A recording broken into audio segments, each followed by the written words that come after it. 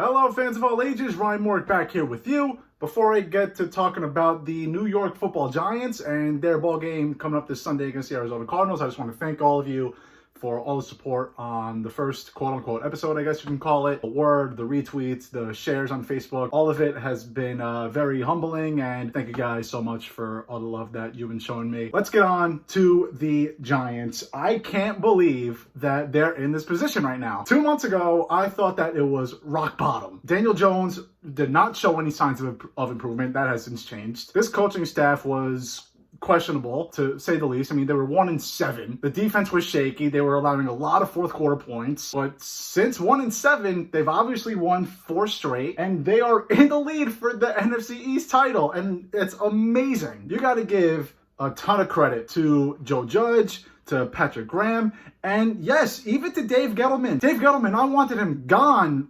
I wanted him gone 2-3 months ago. But you look at the MVPs of this team, it's probably James Bradberry, Logan Ryan, Blake Martinez, and Graham Gano. All 4 of those guys are in their first year with the Giants this year. And Dave Gettleman didn't have to bring in Logan Ryan and Graham Gano. Those were last-ditch efforts. Both of those guys were available in mid to late August, and Dave Gettleman took a shot on them. And it has certainly worked out. Logan Ryan is probably going to make the Pro Bowl. He's probably been one of, if not the best safety in the league. Same thing goes with James Bradberry in terms of cornerbacks. And Graham Gano has been automatic. And the way that Blake Martinez has been playing, I mean, we all expected that, but still, finally, the New York Giants have a linebacker that can stop tight ends and beat guys to the edge. A linebacker who can play. And I like this linebacker core for a little while now, but Blake Martinez certainly gives them an edge. And yeah, while Dave Gettleman has made his fair share of mistakes, you look at the Landon Collins deal where he could have traded something for him. He could have traded him to get something. People are back and forth about the Odell Beckham Jr. trade. That was almost a year and a half ago. More than that, actually. You look at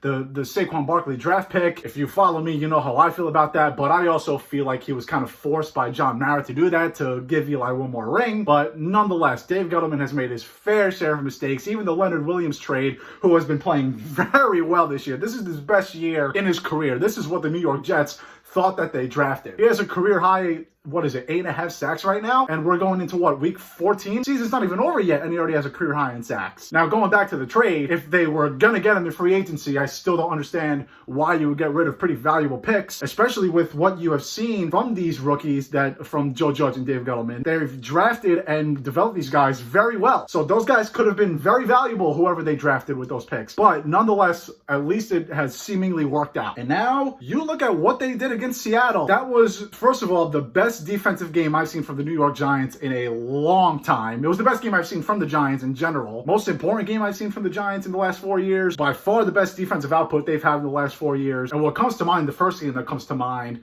is that Dallas Cowboys game at MetLife, the one where Odell took that quick slant at like 75 yards. That was probably the biggest win that the Giants have had since then. And easily the best defense. And you look at that defense in 2016, that was a pretty elite defense. But you saw what they did on Sunday against Seattle. They made Russell Wilson look like he's never played football before. And to do that to Russell Wilson, who a month ago was an MVP candidate, Sunday certainly took that out of the equation. Now you can pretty much just hand it off to Patrick Mahomes or Aaron Rodgers. I mean, he's still kind of a low-key sleeper there. But nonetheless, James Bradberry stopped DK Metcalf. Tyler Lockett was shut down, and they shut down the running game also. They shut down everything. And what impressed me a lot about the Giants also on Sunday was their ability to run the football. And you knew that was going to happen because Colt McCoy, no one should trust him to launch it out and throw for 350 yards in a ball game. Seattle knew that they were running the ball. And Seattle has a pretty good rushing defense in terms of yards allowed. I think they rank like 5th or 6th in rushing yards per game allowed. Giants ran all over them. Seattle knew that they were going to run, and it was still unstoppable. Wayne Gallman has been great this year. He's a hard runner, and he's a north-south runner too. And this isn't to take anything away from Saquon Barkley, who obviously is extremely talented, but Wayne Gallman finds a hole, and he runs hard, and he gets you those extra 3-4 yards. When he falls over an extra yard or 2. Wayne Gallman has been great. And now you look at the Arizona Cardinals, their run defense is bottom third of the league. They average about 123 rushing yards allowed per game. And you look at what this Giants run game has been able to accomplish. The Giants haven't had anything like this in a long time, and that's even with Saquon Barkley. But this is where you got to give credit to Joe Judge and Dave Gettleman again. This offensive line, for the first time in how long, has been great. Shane Lemieux looks like a very nice player. Andrew Thomas, he struggled early on. He has turned it around. He's playing like the 4th overall pick now. Granted, he hasn't faced totally fierce defensive linemen since the beginning of the year. I mean, he was facing Nick Bosa, Aaron Donald. He was facing some elite talent in the beginning of the year, so I tried to give him some slack, and he has turned it around definitely. And it's amazing how different this offensive line looks without Eric Flowers or Bobby Hart. I mean, those guys were turnstiles, but this offensive line has been able to run block extremely well. They've been able to give Daniel Jones some time. I almost feel like it doesn't really matter who the Giants have at quarterback. And while Daniel Jones is much better than Colt McCoy, I feel like this coaching staff is able to scheme something up if Colt McCoy is under center. Clearly, that's the case. They went up against a great run defense. They said, screw it, we're going to run the ball down your throats. And that's what they did out in Seattle. They were great on the ground. And now Arizona is much worse than Seattle on the ground. And their passing defense is middle of the pack. And then you just look at these two teams overall. The Giants are one of the hottest teams in football. They've won 4 in a row. So while the Giants are hot, the Cardinals certainly aren't. Cardinals have lost 4 of their last 5. Kyler Murray has not looked the same. He's probably playing injured, but they're a Hail Mary away from losing 5 in a row. That division is insane. Rams are now 9-4. Niners, if they weren't hurt, they made it to the Super Bowl last year. They'd certainly be in contention. That's a tough division out there. Seattle is obviously 8-4. Should be 9-3, honestly, because they should have beaten the Giants. But again, the Giants show up to play. Right now, he's questionable, but let's just assume that Daniel Jones plays this week. I would imagine that the New York Giants aren't going to let Daniel Jones play, considering that running is probably his best asset, because he's not a great passer yet, despite limiting turnovers over the last 3 games. But arguably, his best strength is running. And you look at Arizona and their run defense, you know that the Giants are gonna run the ball again and again and again and again. It just worked against a great run defense, so you might as well keep it up against a bad one. You put Daniel Jones under center, that's a threat that the Cardinals have to worry about. Now let's imagine that Jones doesn't play. Like I said,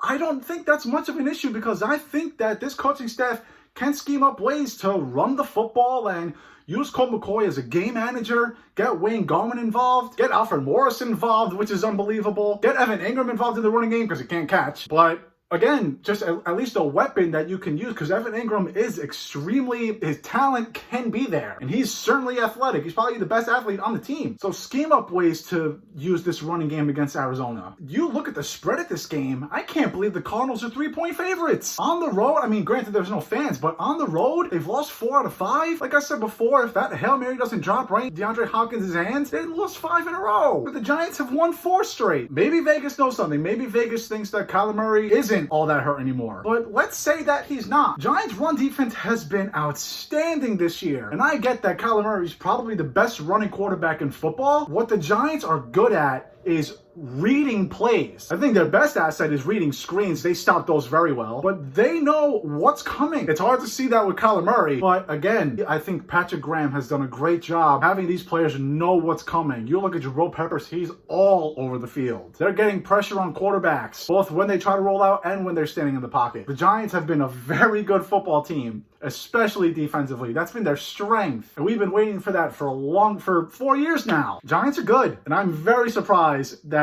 they're 3-point dogs in this one. Now, would it surprise me if, right now, I actually just got a notification while recording/filming this that Jones is expected to start barring any setbacks. Now, would it surprise me if Daniel Jones goes back to his first half ways and starts turning the ball over? No, nothing would surprise you with that. And that's a very good reason why the Giants could lose this game. And if they're going to lose this game, that's probably why. If Daniel Jones doesn't play well. But if you're the Giants and you see the way that the Washington football team has played, you're nervous and you know that you need to win this game. Because 7-9 at this point is the bare minimum of what it's going to take. Both Washington and New York, their goal is to be 7-9. And if that works out, if that happens, Giants get it because they have the tiebreaker over Washington with that season sweep. But would it really surprise you if Washington goes 3-1? They just beat the 11-0 Steelers. Washington has a great front seven, always has, it feels like. And even though Antonio Gibson is out for Washington, they know how to use a guy like J.D. McKissick. And Terry McLaurin has been great. And Alex Smith, honestly, this is my personal opinion. I think that Daniel Jones is more talented than Alex Smith, but I also feel safer with Smith just because he's a 15-year veteran. He's seen just about everything. He's been in the NFC Championship game before.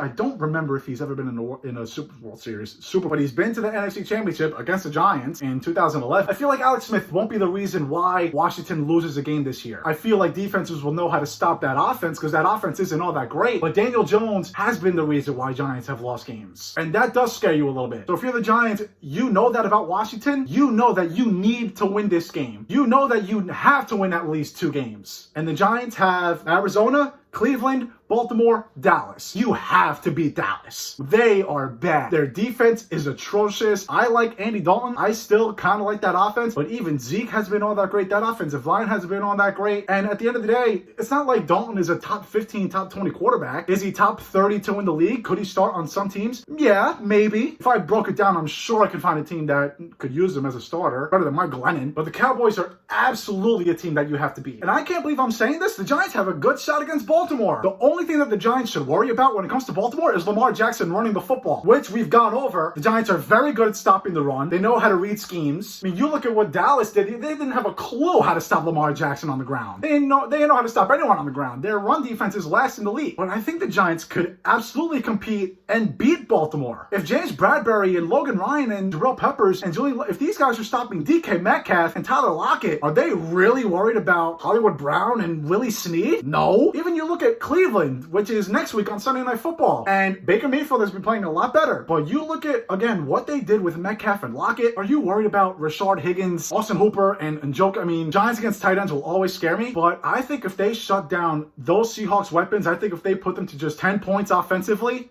Seattle scored 12, but that was with the safety. They held Seattle to 10 points all game with two of the best receivers in the league. DK Metcalf is certainly on the rise. If he's not already a top 5 wide receiver in the game, he's going to be very soon. What receivers do the Giants have to worry about in the next 4 games? You don't really have to worry until week 17 against Dallas. You got Amari Cooper, you got Michael Gallup, and you got CeeDee Lamb. But again, you're going up against Andy Dalton, who in the next 4 weeks is easily the worst quarterback out of the 4. But the Giants are either facing weak receivers aside from Sunday. Sunday's their toughest game, in my opinion. As bad as Arizona has been, you got arguably an elite quarterback. You got DeAndre Hopkins. Christian Kirk has been great. Larry Fitzgerald can always go off. This is going to be a tough matchup for the Giants. But if you're a Giant fan, you have to be somewhat confident, especially after that game against Seattle. You're riding a 4-game winning streak, your longest in, 4 years? It's funny how everything is 4 years ago, because that was when the last time the Giants were good, literally, in the 2016 season. Giants have a real shot to win this game on Sunday, and I think if they win on Sunday, I think they can easily beat Cleveland. I think they could beat Baltimore,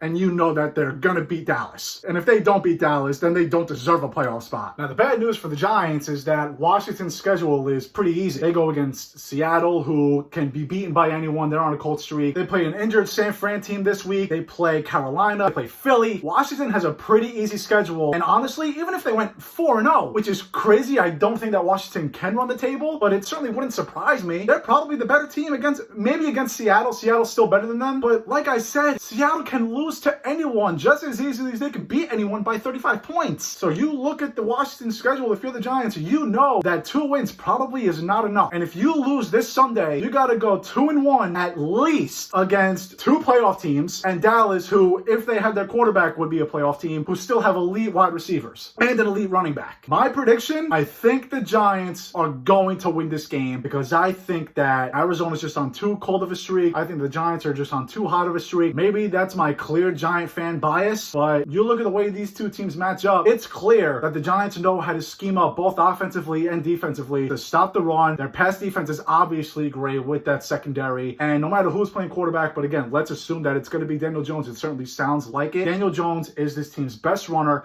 against a bad run defense, and if they hand it off to Wayne Gallman and Alfred Morris, they can certainly run up their numbers also. Arizona's pass defense is sketchy. Daniel Jones has gotten better with turnovers, though. I like the Giants in this one. I do. Now, would it surprise me if the Giants lost? Of course not. But again, I don't think that the Cardinals are going to go out there and drop 30, 35 points on this Giants team. I think that if the Giants lose, it's going to be because their offense can't do anything, which again wouldn't surprise you. But I also think that that's going to be more on the shoulders of Daniel Jones, and he simply just has to not play well. I think if Daniel Jones plays a good game, the Giants win. Because I think the Giants defense is officially at the point where we don't have to worry about them anymore. You hold Seattle to 10 points on offense, you hold DK Metcalf and Tyler Lockett to under 200 yards receiving combined, you officially do not have to be worried about. Now, can DeAndre Hopkins go off for 10, 150, and 2? Yeah, he's probably the best receiver in the league, but that would also surprise me because of how good James Bradbury has been. He's been elite. He's stopped just about everyone that's come in his path. I like the Giants. Hopefully I'm right. We'll see what happens. If you're listening on SoundCloud, thank you. If you're watching this on YouTube, thank you. It is not goodbye. It is see you later. So long. Take care, everybody.